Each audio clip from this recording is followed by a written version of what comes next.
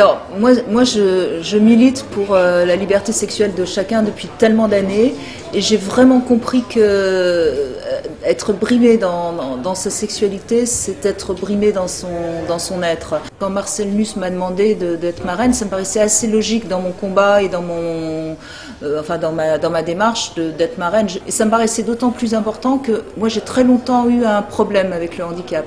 Je suis quelqu'un qui a un sens esthétique très développé et quand j'étais face à quelqu'un avec un handicap, j'étais souvent très mal à l'aise. Il a fallu que ça passe par des problèmes d'handicap personnel à cause de chute de cheval pour que je me rende compte à quel point il y a eu aussi ma rencontre avec Michel Gilibert qui a été ministre justement des personnes en situation de handicap. Donc il y a un vrai cheminement et donc ça a du sens pour moi d'être marraine de la PAS.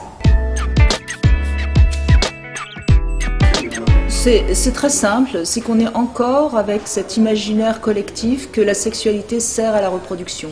Alors si les handicapés se reproduisent, on n'est pas bien. Et je crois que c'est vraiment un fantasme complètement ridicule, évidemment, mais je crois que c'est de cet ordre-là. L'humain a une capacité à fantasmer négativement qui est quand même assez extraordinaire.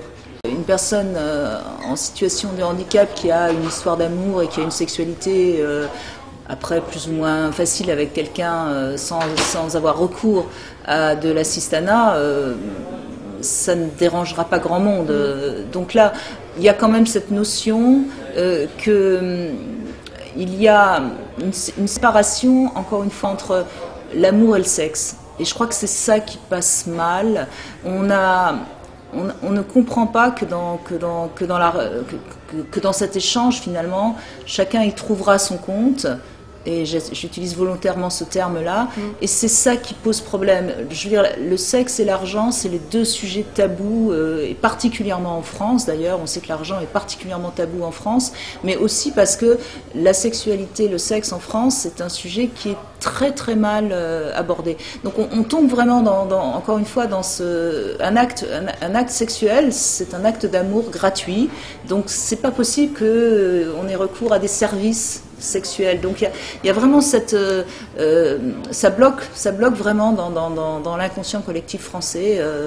Ça remonte à plein de choses qu'il faudrait nettoyer.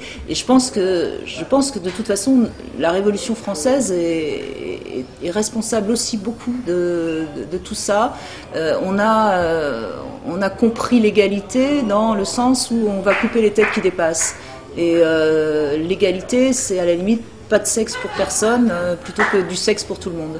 La PAS fait en sorte aussi de former des accompagnants sexuels et aujourd'hui on insiste aussi sur le fait qu'ils doivent être rémunérés. Donc encore une fois on parle d'argent et de sexualité, c'est ce que je rejoins Brigitte là-dessus. Mais c'est vrai que ce ne doit pas être un don.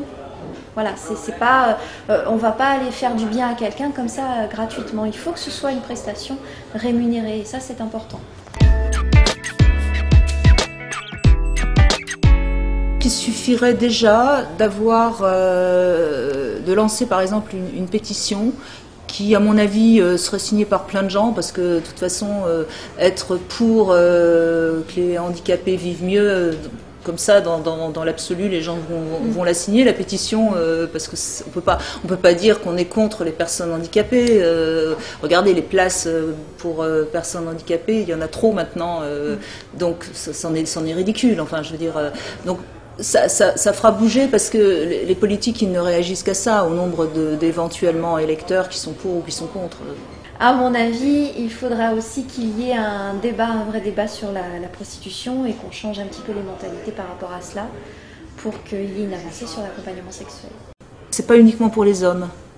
Oui. Parce que, à mon avis, dans la tête des gens, c'est les mecs qui peuvent pas se branler toutes seules. Je suis volontairement vulgaire. Et donc, encore une fois, c'est des femmes qui vont devoir donner, etc. Et donc là, on retombe sous les mêmes raisons qui font que la prostitution aujourd'hui est très combattue.